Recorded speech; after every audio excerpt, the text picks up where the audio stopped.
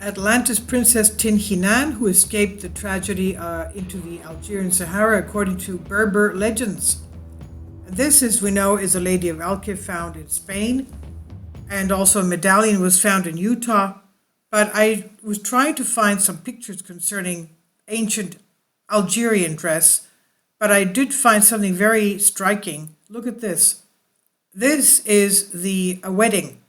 This has to do with an Algerian wedding, and if you'll notice, the headdress looks very much like the Lady of Elche headdress. Okay, you have these conical hats that they're wearing, very intricate things around their ears, their temples, and more coming up. You'll find that, again, it looks very strange, strangely familiar, looking like the Lady of Elche. But what about the Princess of Atlantis, Hinan, who by Berber legend escaped the tragedy of the sinking of Atlantis by going into the Algerian Sahara. According to Tuareg legend, a Berber village in the Algerian Sahara Desert, there was someone who survived the Atlantic tragedy.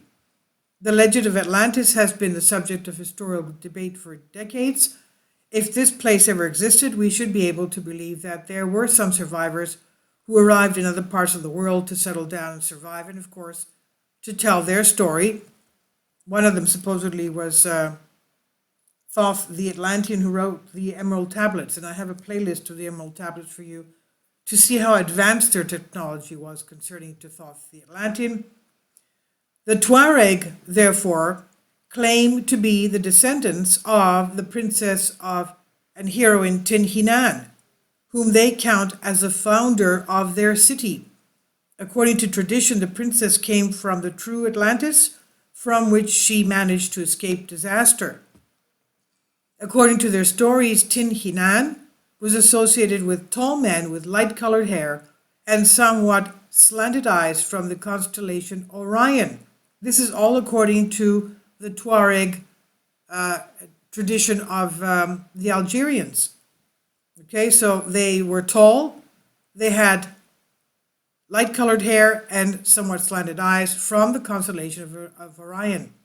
And as we read on Wikipedia, Hinan is sometimes referred to as the Queen of Hogar by the Tuareg as Tamenokalt, which also means queen. The name literally means woman of the senses, but can also be translated figuratively as the mother of us all. According to various versions, she had a daughter and a granddaughter, or 3 daughters. Adolphe de Kalasanti Motilinski, who lived from 1854 to 1907, a military man and translator who understood the Tuareg language and studied Berber culture, recorded all the surviving legends. According to what she wrote, the report on UFOspain.com, the princess had supernatural abilities and spoke of a great flood that ended her civilization, and also was able to communicate with all the gods. Other stories tell how Princess Hinan came to the islands and founded her kingdom.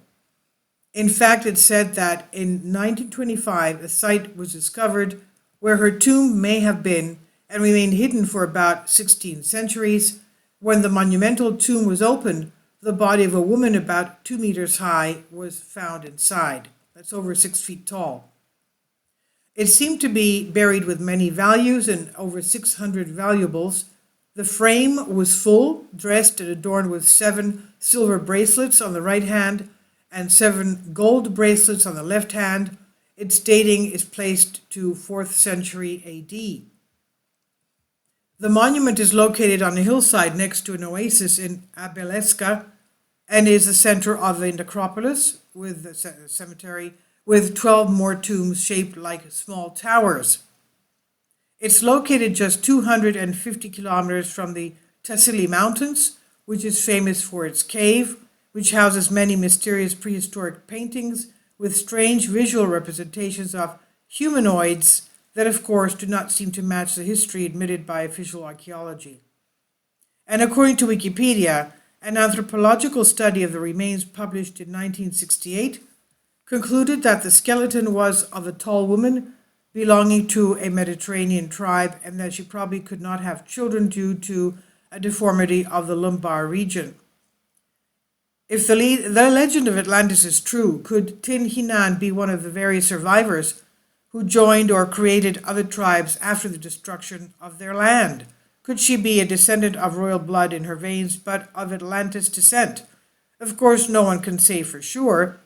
The myth of the mysterious princess whose remains are in the Bardo Museum in Algeria is a small but important indication of lost ancient knowledge, which could possibly rewrite the whole of human history from scratch or complete the huge gaps that exist within human history. This I've translated for you from a Greek article. Please leave your comments and thank you for your support. Kindly support my Patreon account. The daily posts are 5 videos daily, and they are totally different from what I have on my YouTube channel. Thank you so much for your support and that you find all my content so interesting. You'll find the Patreon account details in the description box below.